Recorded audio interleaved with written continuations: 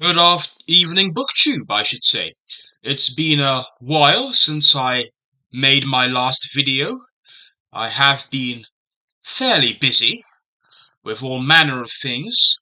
I've been keeping up the reading, but I've also recently rediscovered a game that I loved during my childhood, and that is none other than Disney's Toontown Online, which, although it closed down many years ago, the fans of that game, so much did they adore this virtual world that Disney had created, that they took it upon themselves to create their own fan-made version, which has very much continued the spirit of Toontown and has kept the game more or less as it was back in those heady days during the 2000s when it was such a popular online community. Effectively, what this game consisted of is it was this multiplayer online game in which you, the player, would take on the form of an anthropomorphized 3D animal or toon and would spend your time in battle with this set of antagonist robots called the Cogs. And their goal was to destroy Toontown and to turn this colourful, fun-filled world into a grey corporate hellhole. So the goal of you, as the player, was to, as a toon, fight these people using what was known as gags, what were known as gags, or pranks, to destroy these robots and to save Toontown from their dominion. So I have not actually played the game in 7 years. I recently returned to it, and I had to create a new toon from scratch because my previous toon had been deleted. It had, of course, been 7 long years since I last played it, so it was probably too much to expect that my toon would still be there. But I've been spending many fun-filled hours playing that. My brother has also rediscovered the game, and we're having a lot of fun with it. It is always nice to relive these old memories. Even as we get older, there is no harm in going back once in a while to these old childhood pursuits and to see if they still strike the same chord with us as they did when we were younger. So that's how I've been spending the last couple of days. I have also recently completed Newman's Apologia Pro Vita Sua, which I said in my previous video I had commenced reading. It begins with a very erudite, very illuminating introduction from Ian Carr, who, like Newman, was actually an Anglican convert to Catholicism, and was not only a professor of theology, but he was also a clergyman himself. So his own life parallels Newman's in many ways, and you can understand why such a figure would sympathize so strongly with a man like Newman, a man who, like Carr, struggled with doubt, with loss of faith in the religion in which he was brought up, who found himself migrating to a very different interpretation and settlement of religious doctrine that essentially upended his entire life. It upended his entire friendship circle. It led to some catastrophic breaches in his relationships with those he had loved and grown up among for so many years. It was nothing less than a sea change in his life, and you cannot read this book and not come to the conclusion that Newman took what he was doing incredibly seriously, was deeply aware of what he was getting into, and was deeply pained at the inexorable process, as it were, of his break with the Anglican Church. Uh, Now, just a bit of background for those of you who have no idea who John Henry Newman is or what this whole controversy is about. John Henry Newman was a British Anglican priest during the mid-19th century, who, as I have stated earlier, found himself losing faith in his Anglican beliefs and moving slowly but surely towards Catholicism. Now, initially, he was part of what was known as the Tractarian movement. During the 1830s, there was a massive row within the Anglican Church, or among certain people within the Anglican Church, as to the government's decision to reform the Church of Ireland. And what that meant in practice is it meant abolishing certain dioceses. By diocese, I mean a certain district that is governed by the various churches that fall under the jurisdiction of the Church of England. So these dioceses, which were run by bishops, many of them were abolished or merged. There was a reform of the way in which the church was financed. It was traditionally financed with this form of church tax that was also abolished as part of the government's reforms of the Church of Ireland. And the Tractarians did not like this one bit, and they made a strong stand against what was taking place. And John Henry Newman was just one of the people who was leading the struggle. A couple of the most famous leaders were Edward Pusey and John Keble, and these individuals aren't as well known as John Henry Newman because they did not convert to Catholicism. They did not make the dramatic sea change in conviction that John Henry Newman did. So they have been largely forgotten. They aren't really talked about or remembered except in connection with this Tractarian controversy. Now, they were known as Tractarians because what they did is they put their case against what the government was doing in the form of these published pieces of published pamphlets, I should say, which were called tracts. And in those tracts, of which Newman was the main writer or editor, if you will, they put forward their case as to why the Anglican Church should be independent of the state. This may sound incredibly ironic to those of you who know how the Church of England, or which is the state church of England, got started, which is Henry VIII wanting a divorce and deciding that if the Pope was not going to give him this divorce, he would simply break with the Pope, nationalize the church, make himself head of the church, and grant himself a divorce. So the Church of England is inextricably tied with the English monarchy and with the English state.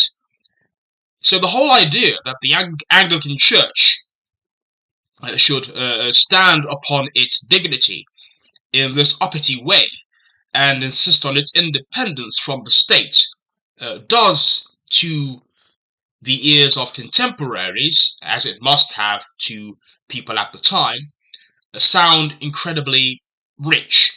But that was the stance they took, that the Anglican Church had a history, a tradition, a set of beliefs which should be seen as a direct and legitimate continuation of the early church, the early Catholic Church, before it became corrupted by superstition and popery. From their point of view, the Anglican Church was the legitimate successor to the ancient church of old. It had a history, it had a culture, it had a strand of legitimacy that owed nothing to the approval of the state, owed nothing to the approval of the monarchy, and all Englishmen were duty bound to be faithful and loyal to that church by virtue of this heritage that the Anglican Church inherited from the early church. Now, as time went on, Newman started to doubt more and more whether the Anglican Church was in fact the legitimate successor of the early church. And what happened is that in his very final tract, Tract 90, that he wrote for the Tractarians, he argued, based on an analysis of so-called 39 Articles, which is essentially the constitution of the Church of England, he argued on the basis of his analysis of the 39 Articles that the Church of England was perfectly compatible with the Catholic Church. For Newman, the only reason why the Anglican Church could not ultimately unify with the Church of Rome was the aforementioned popish superstitions that had been grafted onto the Church of Rome over many centuries. But aside from those popish superstitions that Newman took issue with, he didn't actually think there was that much dividing the Anglican Church from the Church of Rome. And he was very much open to the idea that perhaps at some point in the future, if the Church of Rome purged itself of its superstitions, it could unite with and be in full communion with the Church of England. Now, this was a step too far for many of Newman's fellow Tractarians and fellow Anglicans, and he was put under massive pressure to stop writing and not to publish his opinions. And on page 94 of this book, he explains the massive pressure he was placed under to withhold from criticizing the established Protestant prejudices of his contemporaries within that church. Next, they said, "Keep silence. Do not defend the tract."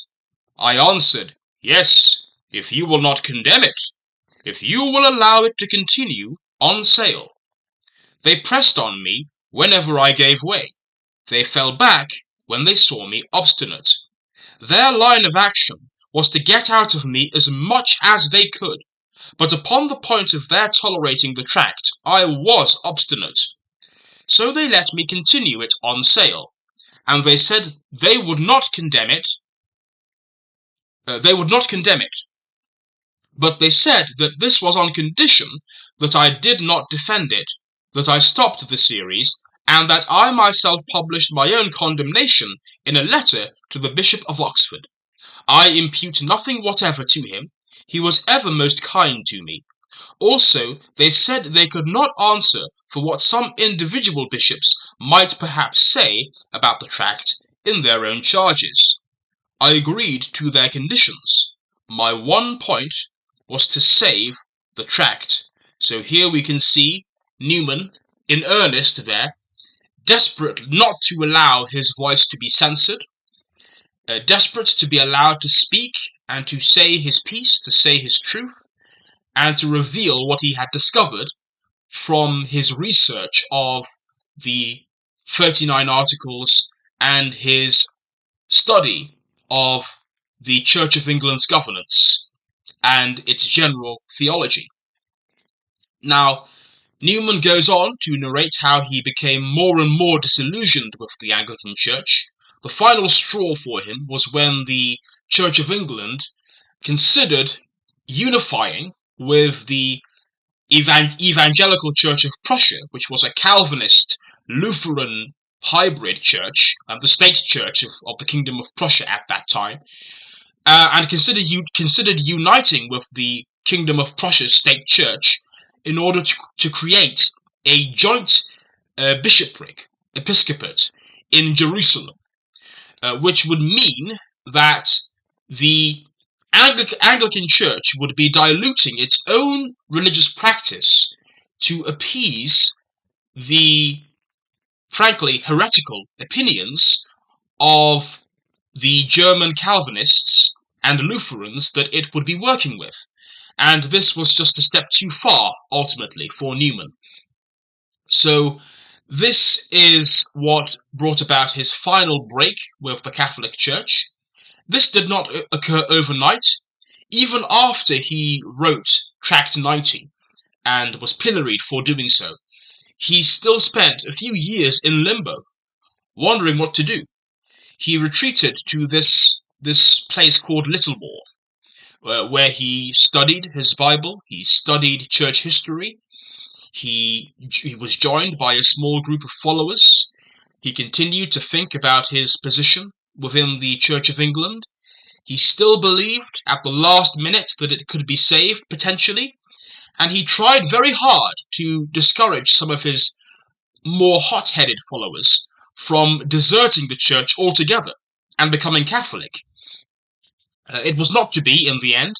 His study of church history convinced him that the Church of England was not the true church, as he had believed all his life, that it was not the legitimate successor of the early church, and the more he studied the church fathers, like Augustine, for example, and the more he read their work, and the more he read about how the early church had developed its practice and its worldview, the more he came to the conclusion that the Catholic Church, for all its flaws, was the true church. And that is how, in 1845, Cardinal Newman was received into the Catholic Church, and from there he began his ascent through the Catholic hierarchy until he became a cardinal. I don't actually remember what year he became a cardinal. Does it say here? 1879. So this 11 years before he died in 1890, he became a cardinal. And this Apologia Pro Vita Sua was actually written in the 1860s. It was published around 1864, I believe, or 1865. Am I right in my dates here? I always like to be accurate. 1864. This came out in response to an attack on him that was made by a man called Charles Kingsley, who wrote this article attacking Newman for his conversion to Catholicism, and in the course of that accused Newman and accused the Catholic Church in general of practicing dishonesty in the way it went about gathering converts. And Newman dedicates a large portion of this autobiography of his to refuting this idea that deception is somehow an innate part of Catholic practice, especially towards the end. He makes some very convincing, I think, arguments as to why this imputation is utterly unfair. And he also points out that by the standard that his critics use, many Protestant writers and thinkers, like John Milton, for example, could be justly accused of also sanctioning deception in their worldview. So I think Newman actually does a good job of standing up for himself and for his fellow Catholics in this book. And it's very well written, it's very clear. If you aren't already familiar with the context of what he's talking about, you'll be lost. You will have no understanding what's going on. You will find this incredibly dull. So I don't encourage you to read this unless you have first read Dermot McCulloch's magnificent, magisterial, one-volume history of Christianity, in which he goes into all of the early church history, all of the theological disputes, the figures such as St. Augustine and St. Jerome that made Christianity what it is. You will have no understanding what Newman is talking about when he refers to the Monophysites, for example, in this book. You'll have no idea who they are unless you read Dermot McCulloch's brilliant one-volume history. You need to have some background knowledge before diving in. Read the Wikipedia page about the Tractarians. Read about their key figures like Keble, like Pusey. Just have some background knowledge under your belt before you dive into this work, because you will have no idea what Newman is talking about otherwise, and it's going to be an uphill battle. You will not get as much out of it as you might if you did the homework that you have to do before reading it. So that is Cardinal Henry Newman's Apologia Pro Vita Sua. It's a very well written book. The prose is clear, it's crystalline, it is in places very eloquent and very moving and uplifting even. And part of the reason why I enjoyed it so much is that Newman, in his search for truth, reminds me a lot of myself and how I felt when I was in a Trotskyist cult, and when I was going through my own process of doubt and loss of faith, and slowly but surely realizing that the worldview I held was completely false. And I think that Newman's dilemma is something that we can all relate to.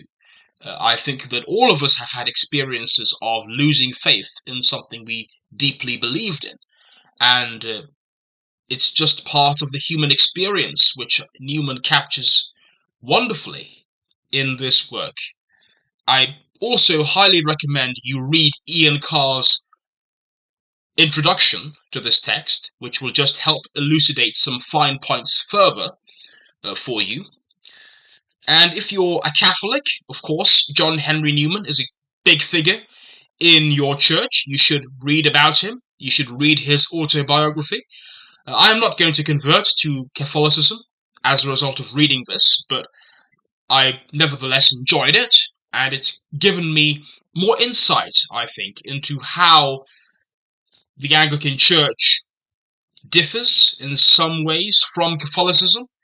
It's given me more insight into the whole Tractarian movement and the Anglo-Catholic movement that came out of that.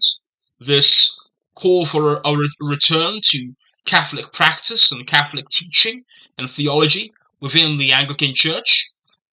The Anglican Church has always been a peculiar beast within Protestantism. It is not a pure Protestant church. It defines itself as Catholic and Reformed at the same time. It's never been a true Protestant church in many ways. It's a hybrid. It's a Catholic Calvinist hybrid. A very strange creature. And I think Newman captures the contradictions of this more than any other figure in the history of the Anglican Church, with the possible exception of King Henry himself, who, despite breaking with Rome, remained, for all intents and purposes, a Catholic in his own religious practice and religious worldview. So that is Cardinal Henry Newman's Apologia Pro Vita Sua. I highly recommend.